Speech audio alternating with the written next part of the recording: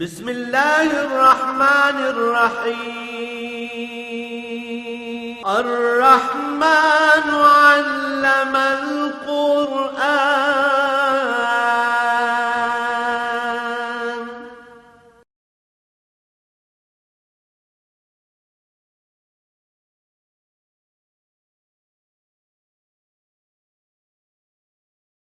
اعوذ باللہ من الشیطان الرجیم بسم اللہ الرحمن الرحیم فکیف اذا جئنا من کل امت بشہید وجئنا بک علی ہؤلاء شہیدا یومئذ یود الذین کفروا واصحاب الرسول لو تسوی بهم الارض ولا یکتمون اللہ حدیثا یا ایھا الذین آمنوا لا تقربوا الصلاة وانتم سکارى حتى تعلموا ما تقولون ولا جنبا إلا عابري سبيل حتى تغتسلوا وإن كنتم مرضى ولا سفر أو جاء أحد منكم من الغائط أو لامستم النساء فلم تجدوا ماء فتيمموا صعيدا طيبا فامسحوا بوجوهكم وأيديكم إن الله كان عفوا غفورا اللهم سبحانك لا علم لنا إلا ما علمتنا إنك أنت العليم الحكيم مولاي صل وسلم دائما أبدا على حبيبك خير الخلق كلهم فكيف إذا جئنا من كل أمة بشهيد فرمایا وہ وقت بھی عجیب ہوگا، کیا حال ہوگا لوگوں کا جب ہر امت میں سے گواہ لائے جائیں گے۔ انسانیت کی ابتدا سے قیامت تک کوئی فرد ایسا نہیں ہے جو کسی نہ کسی نبی کی امت میں نہ ہو۔ انبیاء علیہ السلام کا تسلسل رہا ہے،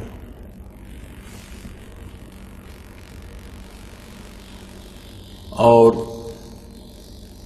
جب بھی نور نبوت یا تعلیمات نبوت کبھی دنیا سے ختم ہوئی، اللہ کریم نے نیا نبی مبعوث فرما دیا، اور ایک وقت میں متعدد نبی بھی رہے، ایک امت میں کئی نبی رہے، پھر مختلف علاقوں میں، مختلف قوموں میں، مختلف امتوں میں، یعنی انسانیت کی کوئی جماعت، کوئی طبقہ، کوئی وقت ایسا نہیں ہے کہ تعلیمات نبوت سے خالی رہا ہو۔ حضور نبی کریم صلی اللہ علیہ وآلہ وسلم سے پہلے کا 500-600 سال کا دور ایسا ہے کہ عیسیٰ علیہ السلام کی بعثت کے بعد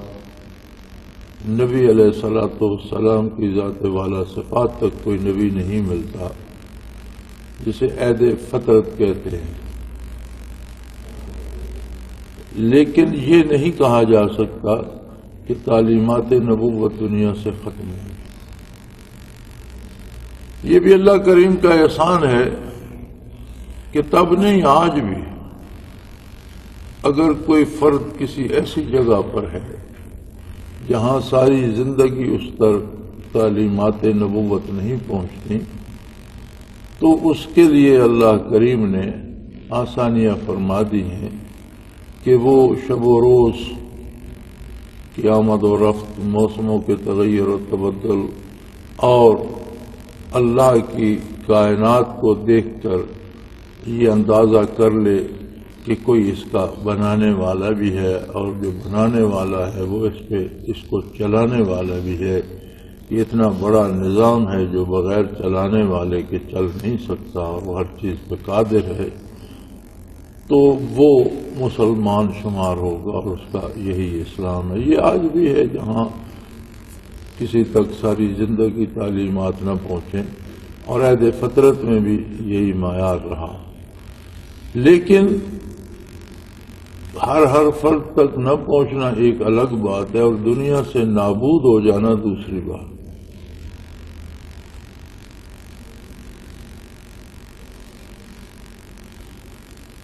حضرت سلمان فارسی رضی اللہ تعالیٰ عنہ بڑی صعوبتیں برداشت کر کے اور تقریباً ساری زندگی جستجو میں، تلاش میں اور مشقتوں میں گزار کر آخری عمر میں حضور اکرم صلی اللہ علیہ وسلم کی خدمت عالیہ میں پہنچے،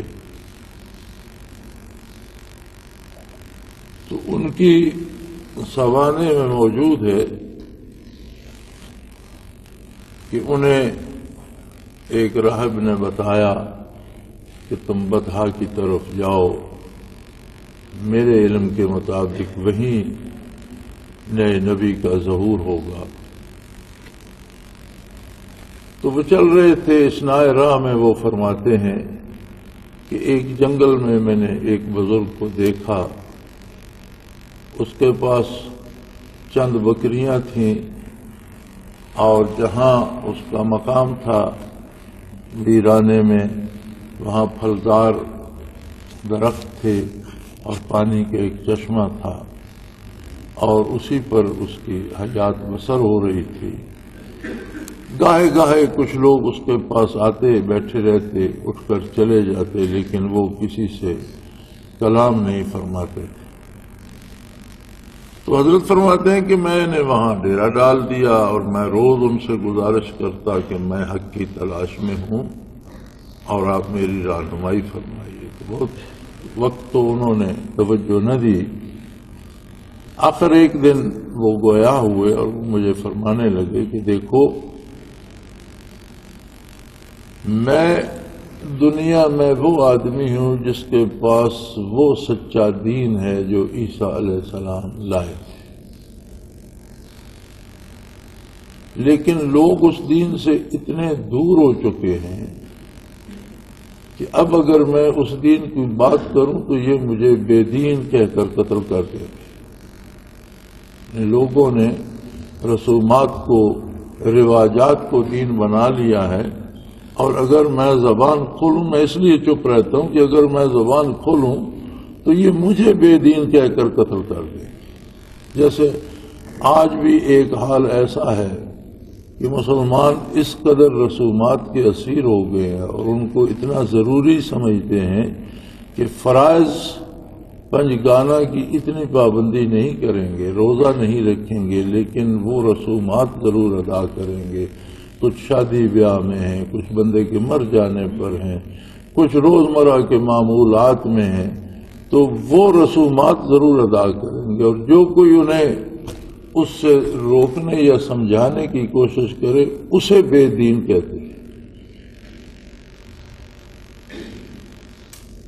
تو فرماتے ہیں انہوں نے مجھے فرمایا کہ میرا وقت قریب آ گیا ہے، لہذا میں تمہیں اب دین عیسوی تعلیم کروں تو اس کا کوئی فائدہ نہیں، لیکن جب میں مر جاؤں تم مجھے غسل دینا، کفن دینا اور میرے لیے مغفرت کی دعا کر کے مجھے زمین میں دفن کر دے، اور میرے مرنے کے بعد یہ بکریاں تمہاری ہوں گی۔ لیکن جب میری روح قبض ہوگی اس وقت نئے نبی کی نبوت کا اعلان ہو رہا ہوگا، اس لیے کہ زمین و زمان کی فضا نور نبوت سے خالی نہیں رہتی۔ تو میں تمہاری یہ رہنمائی کر سکتا ہوں کہ جب میرا وصال ہوگا تو وہی لمحہ ہوگا جب نئے نبی کی نبوت کا اعلان ہو رہا ہوگا اور وہ نبی مبعوث ہو جائیں گے، تو تم اس طرف سفر جاری رکھنا۔ ان کا وصال ہو گیا، انہوں نے انہیں دفن کیا، بکریاں لے کر، پھر آگے لمبا قصہ ہے، پھر کسی نے انہیں گرفتار کر لیا، بکریاں بھی چھین لیں، غلام بنا لیا، بڑی ایذائیں دیں، حتیٰ کہ عمر کے آخری حصے میں مدینہ منورہ بارگاہ رسالت پناہی میں حاضر ہوا۔ تو میں یہ کرنا چاہتا تھا کہ کوئی امت، کوئی جماعت، کوئی طبقہ انسانوں کا ایسا نہیں ہے جس میں نبی مبعوث نہ ہوا ہو اور جو کسی نہ کسی نبی کی امت نہ ہو۔ تو فرمایا اس وقت کیا حال ہوگا جب حشر قائم ہوگا اور میدان حشر میں تمام انسانوں کو اپنی اپنی امتوں میں جمع ہونا پڑے گا، اور سب پر، سب کے روبرو یہ شہادت دلائی جائے گی، اذا جئنا من کل امت بشہید، ہر امت کا جو نبی ہوگا اس کو گواہی کے لیے طلب کیا جائے گا کہ آپ کو جو احکام الہی، جو عقائد، جو نظریات، جو اعمال کرنے کا حکم اور جس طرح زندگی بسر کرنے کا طریقہ اللہ نے بتایا تھا، آپ نے امت کو پہنچا دیا۔ تو بڑا کڑا وقت ہوگا کہ جب اللہ کے نبی اور اللہ کے رسول یہ شہادت دے رہے ہوں گے کہ یا اللہ، جو کچھ آپ کا حکم تھا ہم نے من و ان سارے کا سارا ان لوگوں تک پہنچا دیا۔ اس کے بعد اگر انہوں نے اس پر عمل نہیں کیا، اسے قبول نہیں کیا، تو اس کے ذمہ دار یہ خود ہیں۔ اب پھر فرمایا کہ لوگ انکار کریں گے، لوگ کہیں گے جی ہم نے تو زندگی میں ان کا نام ہی نہیں سنا، ہم تک کسی نے یہ باتیں پہنچائی ہی نہیں، ہمارے ساتھ یہ باتیں کی ہی نہیں گئیں۔ تو اللہ کریم امت مرحومہ، امت آقا نامدار صلی اللہ علیہ وسلم کو، اس آخری امت کو طلب فرمائیں گے، اور آپ صلی اللہ علیہ وسلم کے امتی انبیاء کی تصدیق کریں گے اور یہ شہادت دیں گے کہ یا اللہ، جو کچھ آپ کے انبیاء کہہ رہے ہیں یہ حق ہے، اور یہ منکرین جو انکار کر رہے ہیں یہ جھوٹ بول رہے ہیں۔ اس پر وہ کہیں گے کہ یہ لوگ بھی ہم نے نہیں دیکھے، انہوں نے ہمارا زمانہ نہیں پایا، نہ ہم نے ان کا زمانہ پایا، یہ کس مرتے پہ گواہی دے رہے ہیں؟ تو وہ لوگ کہیں گے کہ اللہ، ہم نے تیرے نبی آخر الزمان صلی اللہ علیہ وسلم کی امت ہونے کا شرف پایا، اور آپ نے ہم تک اللہ کی کتاب، آپ کی کتاب پہنچائی، اس کتاب نے ہمیں یہ سارے واقعات بتائے کہ کس طرح انبیاء علیہ الصلوۃ والسلام مبعوث ہوئے اور کس طرح انہوں نے حق تبلیغ ادا کیا، لہذا ہم آپ کی بتائی ہوئی خبر پر یہ شہادت پیش کر رہے ہیں۔ اب اس پر پھر شہادت کی ضرورت پیش آئے گی۔ وجئنا بک علی ہؤلاء شہیدا، یہ جو انبیاء ہوگا گواہوں کا، اس پر گواہی ہوگی آقا نامدار حضرت محمد الرسول اللہ صلی اللہ علیہ وآلہ وسلم کی، اور آپ قبول فرمائیں گے، آپ کی شہادت یہ ہوگی کہ یہ شخص، یہ لوگ، یہ افراد واقعی میرے امتی ہیں، اور یہ وہ لوگ ہیں جنہوں نے میرا پیغام قبول کیا اور جنہوں نے زندگیاں میری اطاعت اور میری غلامی کے لیے وقف کر دیں، اور جن کی زندگی، جن کا جینا مرنا، جن کی روزمرہ کے سارے معمولات میرے حکم کے مطابق تھے۔ تو فرمایا صرف پہلی امتوں کو نہیں، اس امت کو بھی اس بات پہ غور کرنا چاہیے کہ ہمارا روزمرہ کا جینا جو ہے یہ اس قابل ہے کہ حضور قبول فرمائیں گے اور فرمائیں گے یہ میرا امتی ہے۔ عرصہ محشر میں لوگ اٹھیں گے قبروں سے، تو جو مخلوق اپنے آپ کو مسلمان کہتی ہے اور بعثت علی کے بعد دنیا میں آئی ہے اور اسلام کا دعویٰ رکھتی ہے، تو ہر مسلمان کی یہ کوشش ہوگی کہ وہ حضور اکرم صلی اللہ علیہ وسلم کے جھنڈے کے نیچے جمع ہو، اس طرف ہر کوئی دوڑے گا، ہر کوئی چاہے گا کہ لوائے حمد جو جھنڈا ہوگا آقا نامدار صلی اللہ علیہ وسلم کا، اس کے سائے میں جائے۔ قرآن کریم بتاتا ہے کہ نبی صلی اللہ علیہ وسلم اللہ کریم کی بارگاہ میں عرض کریں گے، دعا فرمائیں گے، کچھ لوگ ہوں گے، انبو ہوگا، بے شمار لوگ ہوں گے تو پھر عرض کریں گے کہ یا اللہ ان لوگوں کو دور رکھ، اپنے فرشتوں کو حکم دے ان کو میری طرف نہ آنے دیں، ان کو لے جائیں، مجھ سے دور لے جائیں، اور ساتھ وجہ عرض کریں گے کہ بار الہ ان قوم اتخذوا ھذا القرآن مہجورا، یا اللہ یہ لوگ جو آج ادھر کو بھاگ رہے ہیں، دنیا میں تو اپنی زندگی میں انہوں نے قرآن کریم کو داخل ہونے نہیں دیا، ان کا کردار قرآن کے خلاف تھا، ان کے معمولات اللہ کے حکم کے خلاف تھے، انہوں نے اللہ کی کتاب کو ماننے کا حق ادا نہیں کیا، لہذا انہیں حق نہیں پہنچتا کہ میری بارگاہ میں حاضر ہوں۔ تو اللہ کریم فرما رہے ہیں کہ اس وقت کو یاد کرو، تم ہی لوگوں میں کچھ خوش نصیب وہ ہوں گے جو سچے ایماندار اور حضور کی غلامی میں زندگی بسر کر کے سرخرو ہوں گے، اور جو دوسرے منکرین پر گواہ ہوں گے، اور جن پر حضور نبی کریم صلی اللہ علیہ وسلم شہادت دیں گے، جنہیں حضور اپنائیں گے کہ یا اللہ یہ میرے ہیں۔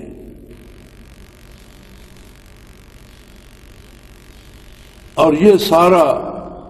ہمارے اس درد دل پہ ہوگا، اس محبت پہ ہوگا، اس ایمان و یقین پہ ہوگا، اس نسبت پہ ہوگا جو ہمیں آقا نامدار صلی اللہ علیہ وآلہ وسلم سے نصیب ہے۔ اور محبت کا دعویٰ تو ہم کرتے ہیں، لیکن محبت کا اصول یہ ہے کہ ان المحب لمن یحب مطیع،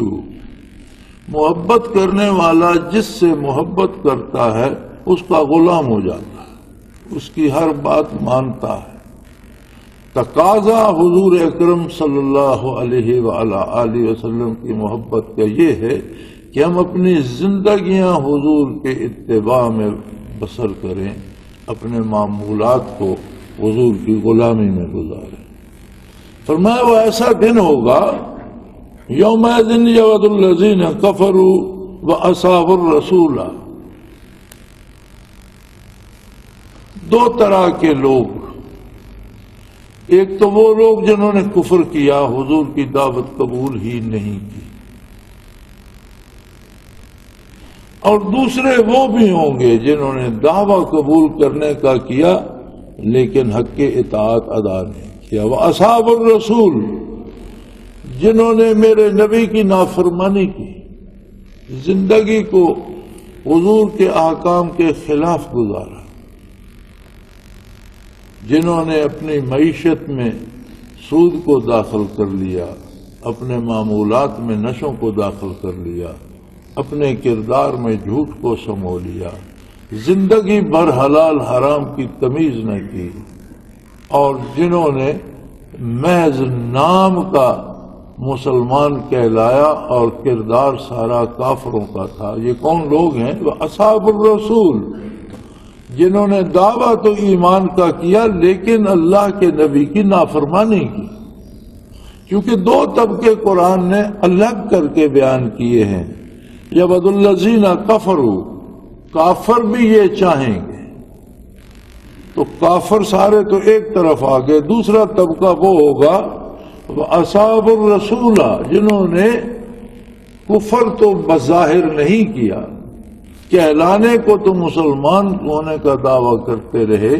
لیکن عملی زندگی میں اطاعت نبوت کا حق ادا نہیں کیا۔ وہ چاہیں گے اس دن، آرزو کریں گے لو تسویٰ بہم الارض، کاش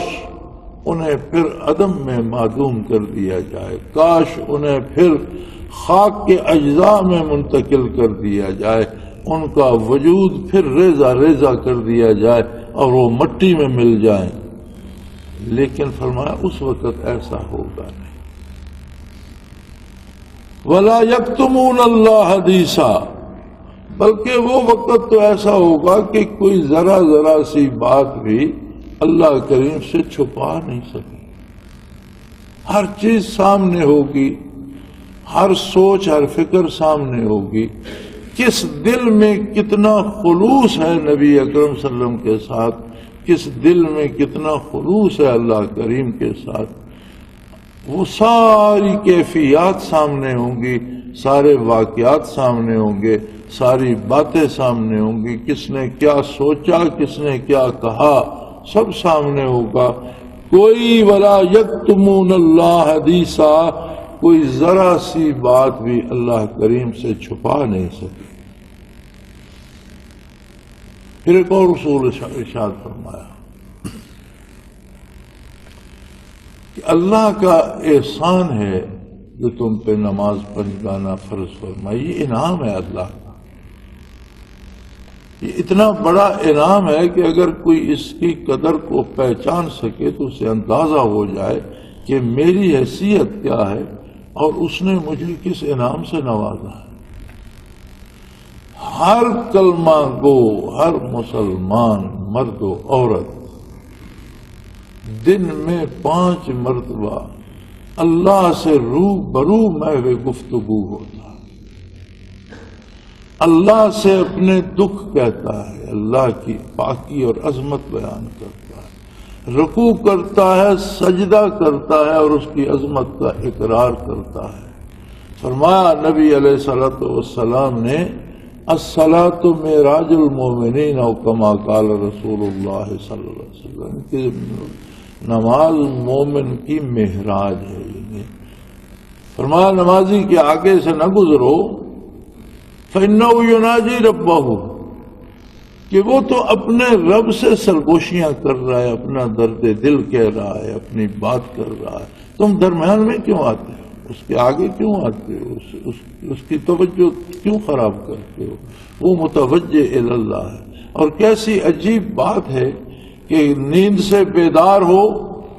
تو سب سے پہلے اللہ کی بارگاہ میں حاضر ہو، اقرار کرے اس کی توحید کا، اس کی عظمت کا، اللہ کے نبی کی رسالت کا، وضو کرے اور قبلہ روح ہو، کپڑے پاک ہو، جگہ پاک ہو، اللہ کریم کی بارگاہ میں اپنی حاضری لگوائے، اپنی کمزوری کا اعتراف کرے، اس سے دعا مانگے، اہدنا الصراط المستقیم، یا اللہ مجھے ہدایت اور صحیح راستے پہ قائم رکھ، ہدایت کی توفیق عطا فرما جو تو نے اپنے پیارے بندوں کو عطا فرمائی، اور اس کو رکوع کرے، سجدہ کرے اور اللہ کی بارگاہ میں حاضری لگوا کر اپنا دن شروع کرے۔ سورج ڈھلے، جب دوپہر کے کھانے کی چھٹی کرے تو صرف کھانا نہ کھائے، صرف آرام نہ کرے، صرف تھکاوٹ دور نہ کرے، بلکہ ظہر کی نماز بھی ادا کرے، پھر اللہ کے حضور حاضر ہو کہ یا اللہ اب تک تو خیر گزری، میں صبح صبح حاضر ہوا تھا، تو نے توفیق اطاعت بخشی، اب آدھا دن باقی ہے، باقی کے لیے بھی میرے حال پہ رحم فرما۔ پھر بات کرے اللہ کریم سے، پھر حاضر ہے، پھر جب چھٹی کرے فارغ ہو، عصر کا وقت ہو جاتا ہے، سورج ڈوب جائے، دن ختم ہو تو پھر اپنی حاضری لگوائے،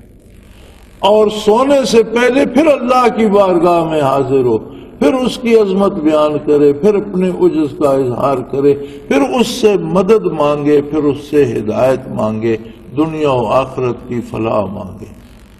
یعنی جس کی بات کوئی بھی سننا گوارا نہ کرے۔ یہ صرف نوابوں کے لیے نہیں ہے، وڈیروں کے لیے نہیں ہے،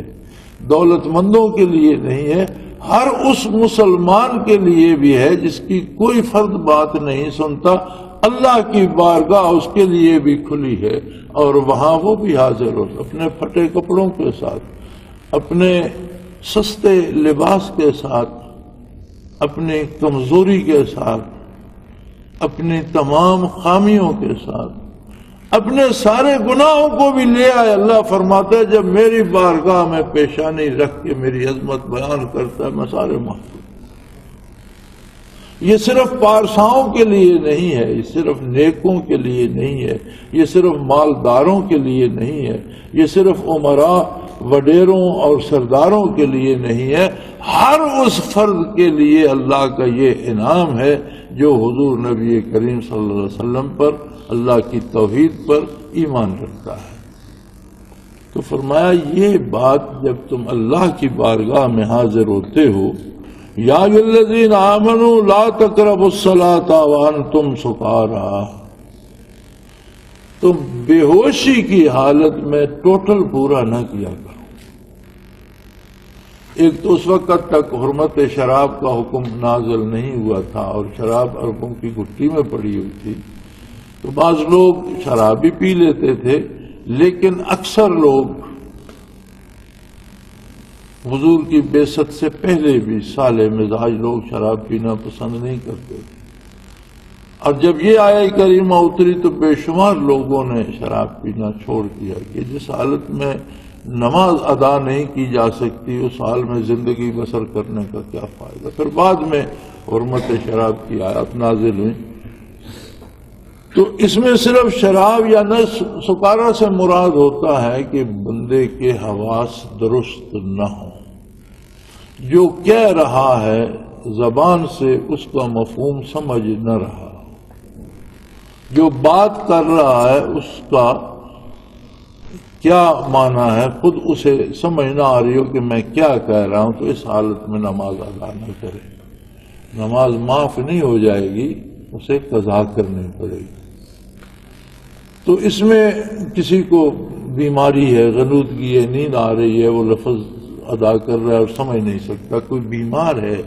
ایسی تکلیف ہے کہ اسے الفاظ، تو یہ سارے حالات کسی صورت میں بھی اگر جو کچھ زبان سے کہہ رہا ہے اس کا مفہوم اس کی اپنی سمجھ میں نہیں آ رہا، تو اس حال میں نماز ادا نہ کرے۔ حتی تعلموا ما تقولون، نماز اس حال میں ادا کرو کہ جو کہہ رہے ہو اس کا تمہیں خود تو پتا ہو کہ میں کیا کہہ رہا ہوں۔ عظمت باری کا تقاضا یہ ہے کہ تم غنودگی میں اللہ سے باتیں نہ کرو، اس بارگاہ کی عظمت کا تقاضا یہ ہے کہ بقائمی ہوش و حواس سمجھتے ہوئے کہ میں کیا عرض کر رہا ہوں اس کی عظمت بیان کرو، اپنی کمزوریاں بیان کرو، اپنے دکھ سکھ کی بات کرو، اپنی ہدایت طلب کرو، اپنے لیے مدد طلب کرو، لیکن تم جان رہے ہو، سمجھ رہے ہو کہ میں کیا کہہ رہا ہوں۔ تو یہ صرف یہ نہیں کہ شراب کی حالت میں،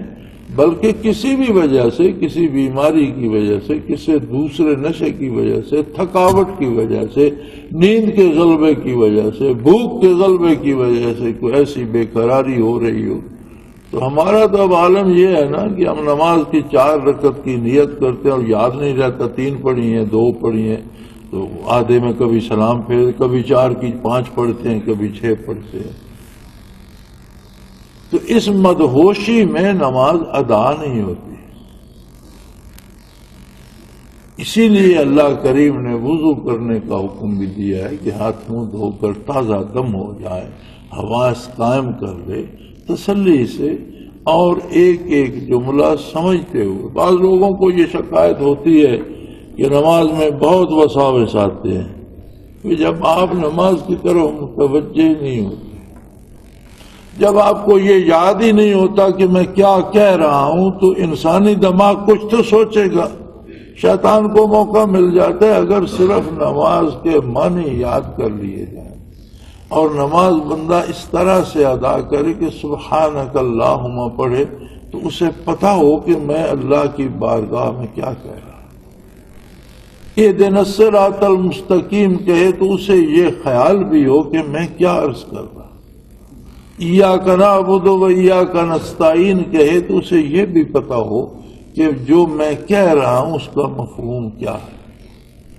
تو اگر صرف نماز کے معنی یاد کر لیے جائیں اور سوچ سمجھ کر ادا کی جائے تو وساوس کا کیونکہ انسانی دماغ ایک وقت میں ایک کام ہی کرتا ہے، 2 چیزوں کو نہیں سوچتا۔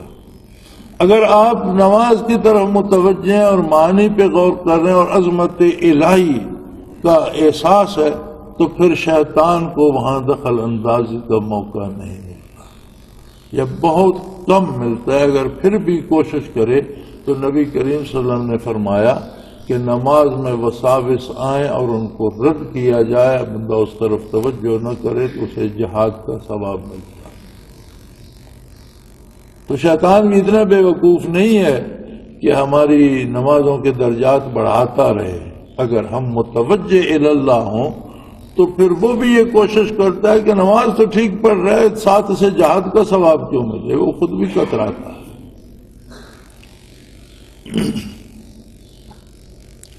ولا جنبن، کسی پر غسل جنابت فرض ہو تو نماز بغیر غسل کے ادا کیے نہ پڑے. الا عابری سبیل حتی تغتسلوا، یا مسافر ہو اور اس کے پاس اہتمام نہ ہو تو پھر کیا کرے؟ فرمایا جب تک غسل نہ کرے حالت ناپاکی میں نماز ادا نہ کرے. وَإِن كُنتُم مَّرْضَىٰ، اگر تم بیمار ہو، او علی سفر، یا سفر میں ہو، او جاء أحد منکم من الغائط، اور کوئی تم سے غسل خانے سے ہو کر آیا، رفع حاجت کر کے آیا ہے. او لامستم النساء، یا تم اپنی زوجہ کے ساتھ رہے ہو. فلم تجدوا ماء، اور تمہیں پانی نہیں مل رہا. فتیمموا صعیدا طیبا، تو تیمم کر لو جو پاک بھی ہے اور مبارک بھی ہے. ایک سفر میں حضرت عائشہ صدیقہ رضی اللہ تعالی عنہ حضور نبی کریم صلی اللہ علیہ وسلم کے ہمراہ تھیں، اور کسی جگہ حضور نے قیام فرمایا دوپہر کا، تو مائی صاحبہ کا ہار تھا وہ گر گیا، اور عجیب اتفاق یہ ہوا کہ وہ ہار گرا اور اوپر وہی سواری کا اونٹ بیٹھ گیا جس پر آپ سوار تھے. اب حضور صلی اللہ علیہ وسلم نے آرام فرمایا تو انہوں نے مائی صاحبہ کی گود میں سر مبارک رکھا اور سو گئے. حضور آرام فرمانے لگے. کیا لولا فرمایا حضور نے. ادھر جب دن ڈھل گیا، نماز کا وقت ہو گیا، تو پانی نہ تو اتنا لشکر کے پاس تھا کہ لوگ وضو کرتے، اور نہ کہیں قریب پانی دستیاب. تو ایک شور بن گیا پورے لشکر میں کہ پانی نہیں مل رہا، نماز کا وقت ہو رہا ہے. سیدنا ابو بکر صدیق رضی اللہ عنہ ہمراہ تھے. آپ خیمہ نبوی میں تشریف لے گئے. آپ نے دیکھا حضور آرام فرما ہے، مائی صاحبہ گود میں، تو آپ چپکے مائی صاحبہ سے جھگڑنے لگے کہ تم روز ایک نئی مصیبت کھڑی کر دیتی ہو، سارا لشکر پریشان ہے اور حضور آرام فرما رہے ہیں، نماز کے وقت حضور بھی اٹھ جائیں گے تو ہوگا کیا، نماز کیسے پڑھیں گے، پانی مل نہیں رہا. تو مائی صاحبہ کی روایت ہے، وہ فرماتی ہیں کہ مجھے ڈانٹ رہے تھے لیکن سرگوشیوں میں، اور میرے ساتھ آپ جھگڑ رہے تھے، مجھے ڈانٹ رہے تھے کہ ہمیشہ تمہاری وجہ سے کوئی نہ کوئی مصیبت کھڑی ہو جاتی ہے اور تم خیال نہیں کرتی ہو، تو وہ تمہارا ہار گم نہ ہوتا، حضور یہاں اتنی دیر نہ رکتے تو پانی پر پہنچ جاتے. اب نماز کا کیا، تمہاری وجہ سے تمام لشکر کی نماز ضائع ہوگی. اس طرح کر رہے تھے کہ حضور صلی اللہ علیہ وسلم کی آنکھ مبارک کھل گئی، یا اسی نیند کی حالت میں وحی کی کیفیت طاری ہو. تو جب آپ صلی اللہ علیہ وسلم اس وحی کی کیفیت سے فارغ ہوئے تو یہ آیہ مبارکہ آپ نے تلاوت فرمائی. یہ آیہ تیمم اس وقت نازل ہوئی اور لوگوں نے کہا کہ آل ابو بکر تمہارے پوری امت پر بہت احسان ہے. پہلے کسی امت کو تیمم کی سعادت نصیب نہیں ہوئی. اور انہوں نے فرمایا کہ یہ حضرت عائشہ رضی اللہ تعالی عنہا کو اللہ نے اس کا سبب بنا دیا اور پوری امت کو ایک بہت بڑی سہولت، ایک بہت بڑا انعام عطا ہو گیا. اور تیمم بڑا سادہ سا ہے. غسل واجب ہو تو بھی اتنا ہی ہے، وضو کرنا ہو تو بھی اتنا ہی. اس کے مختلف وجوہات ہیں. پانی نہیں ملتا، ملنے کی امید نہیں، یا پانی ہے سامنے لیکن اس تک پہنچ نہیں سکتا. دشمن کا خطرہ ہے یا بیمار ہے کوئی ایسا کہ وہ وضو نہیں کر سکتا، اگر ہاتھ منہ دھوئے گا تو بیماری بڑھنے کا اندیشہ ہے، تو یہ سب مختلف حالتیں ہیں جن میں تیمم کی اجازت ہے۔ تو فرمایا ایک دفعہ اس طرح ہاتھ لگائے زمین پر اور وہ منہ پر پھیر لے، دوسری دفعہ پھر سے ہاتھ زمین پہ لگائے اور اس طرح تقسیم کر لیا، انگلی اور یہ شہادت کی انگلی اور انگوٹھا الگ کر لے، 3 انگلیاں الگ کر لے، دائیں ہاتھ سے شروع کرے، یہ 3 انگلیاں اس ہاتھ کے پیچھے، یہ 3 انگلیاں لے جانی ہیں کونے پر، اور واپسی پر یہ 2 جو بچ گئی تھیں واپسی پر یہ 2 آئیں گی، دوسرے ہاتھ کی یہ 2 پہلے آئیں گی، یہ اس طرف سے مس کرتی آئیں گی اور یہ 3 پیچھے سے مس کرتی نکل جائیں گی۔ تیمم ہو گیا، اس میں غسل بھی ادا ہو گیا اور وضو بھی ادا ہو گیا۔ اور حضور اکرم صلی اللہ علیہ وسلم نے فرمایا کہ پانی سے غسل کرنے سے یا وضو کرنے سے جلد پاک ہوتی ہے، تیمم کرنے سے جو ہڈیوں میں گودا ہے وہ بھی پاک ہو جاتا ہے۔ تو فرمایا اگر کوئی ایسی صورتحال ہو کہ پانی تک رسائی نہ ہو یا مرض مانے ہو یا کوئی تکلیف دے یا دشمن جو کنگوزی جانور مانے ہو تو فتیمموا صعیدا طیبا، ہاں زمین پر جب ہاتھ مارے تو ہو سکتا ہے ان کے ساتھ مٹی زیادہ لگ جائے تو اس طرح نہ جھاڑے، اگر جھاڑنی پڑے تو ہاتھوں کو اس طرح کر کے فالتو مٹی جھاڑی جا سکتی ہے، چونکہ یہ تیمم کے لیے بچانے، یہ پھر دیکھ لیں یہ 3 انگلیاں اور 2 تقسیم کر لینی ہے، تیمم کرنا پڑے تو یہ پیچھے سے یہ 3 انگلیاں پورے ہاتھ پر یہ پھیرتی تینوں جائیں گی اور آگے سے یہ 2 جو بچی ہوئی تھی پھر اس طرف یہ 2 پہلے آئیں گی، شہادت کی انگلی اور انگوٹھا، اور کونی سے یہ 3 پیچھے سے چلی جائیں گی۔ اسی طرح منہ پر صرف اس طرح سے ہاتھ پھیرنا ہے، یہ ضروری نہیں کہ آپ ناک میں انگلی ڈالیں اور کانوں میں ڈالیں، یہ نہیں، ہاتھ ایک دفعہ ہاتھ مار کر منہ پہ پھیرنا، اینک ہے، گھڑی ہے، انگوٹھی ہے، یہ اتار کے رکھیں، کوئی معنی درمیان میں نہ ہو، بازو پیچھے کریں اور کوئی انگوٹھی، انگشتری، گھڑی، یہ چیزیں اینک ہے اتار کے رکھیں، ہاتھ منہ پہ پھیریں، دوسری دفعہ مار کر۔ اور مٹی کی جنس سے تیمم ہو سکتا ہے، یعنی مٹی کی جنس میں پتھر بھی ہے، اس سے ہو سکتا ہے، اینٹ یا سیمٹ وغیرہ مٹی کی جو جنس آگ میں پکائی جاتی ہے اس پر تیمم نہیں ہوگا، گوبر پر نہیں ہوگا، ہڈی پر نہیں ہوگا، مٹی پر ہوگا یا مٹی ملی چیزوں پر ہو سکے گا۔ اور تیمم کیا ہے؟ فامسحوا بوجوہکم وایدیکم، مسح کرو ایک دفعہ منہ پر اور ایک دفعہ بازوؤں پر۔ ان اللہ کان عفوا غفورا، اللہ کریم، معاف کرنے والے اور بخشنے والے۔ جو اللہ پانی کے دھونے سے پاکیزگی عطا کرنے پہ قادر ہے وہی تیمم سے اس سے زیادہ پاکیزگی ادا کرنے پہ قادر ہے۔ نیکی کا بنیادی تصور کیا ہے؟ کیا ہے نیکی؟ وہ بات جو اللہ و اللہ کے رسول کو پسند ہے۔ تو جب تیمم اللہ کو پسند ہے اور اس سے پاکیزگی حاصل ہوتی ہے تو پھر اس میں تردد میں پڑنے کی ضرورت نہیں، بنایا تو نہیں تو تیمم سے پاک ہو۔ ہاں تب تک تیمم رہے گا جب تک آپ کو پانی نہ ملے، یا پانی ہے تو جو مانے چیز تھی، بیماری تھی یا دشمن تھا، اس کا خطرہ ہے۔ جب وہ خطرہ ٹل جائے یا پانی مل جائے تو پھر تیمم ختم ہو جائے گا۔ اگر غسل واجب ہے تو غسل کرنا پڑے گا، اگر وضو کی ضرورت ہے تو وضو کرنا پڑے گا، لیکن جو نمازیں تیمم سے ادا ہو گئی وہ ادا ہو گئی۔ جو نئی نماز کا وقت، اگر کسی پر غسل واجب ہے اس نے تیمم کر لیا، غسل بھی ہو گیا، نماز بھی ہو گئی،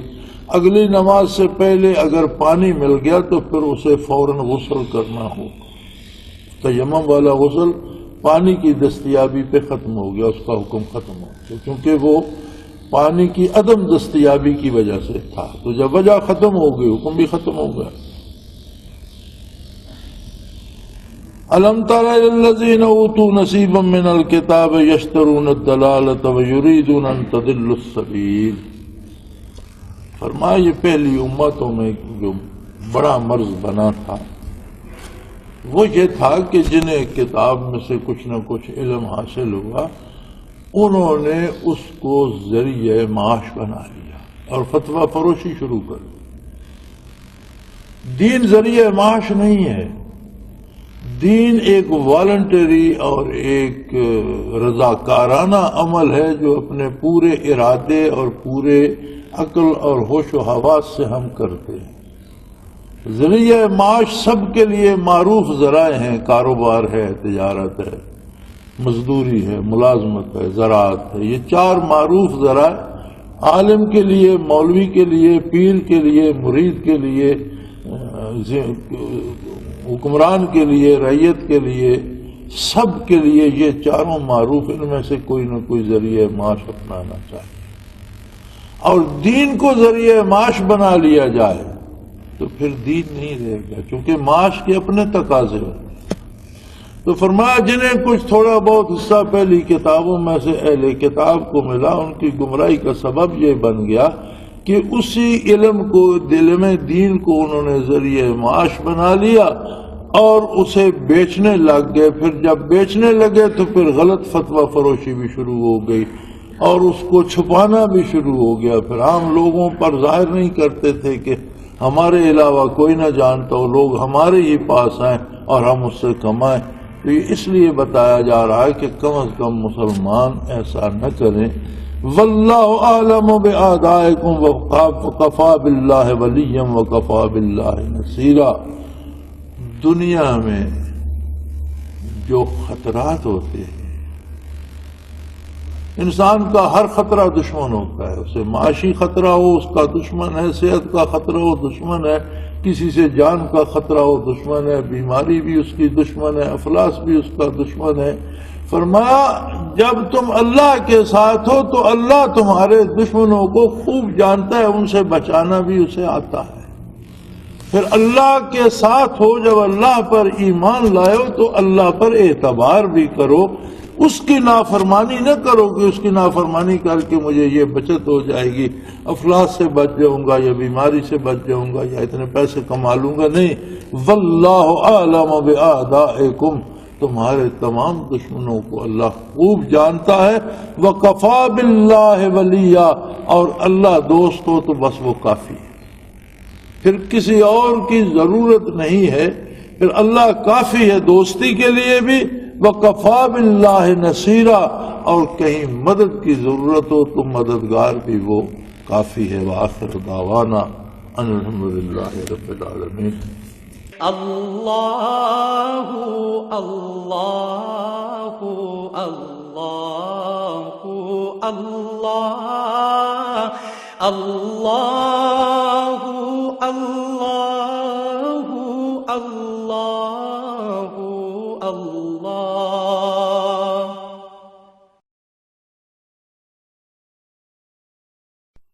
حضرت امیر محمد اکرم آوان مد ذلہ العالی دارالعرفان منارہ ضلع چکوال میں سالہ سال سے قرآن و حدیث کے اوپر خطابات کر رہے ہیں اور سلسلہ نقشبندیہ اویسیہ کے مطابق لوگوں کو ذکر الہی کی تربیت دے رہے ہیں.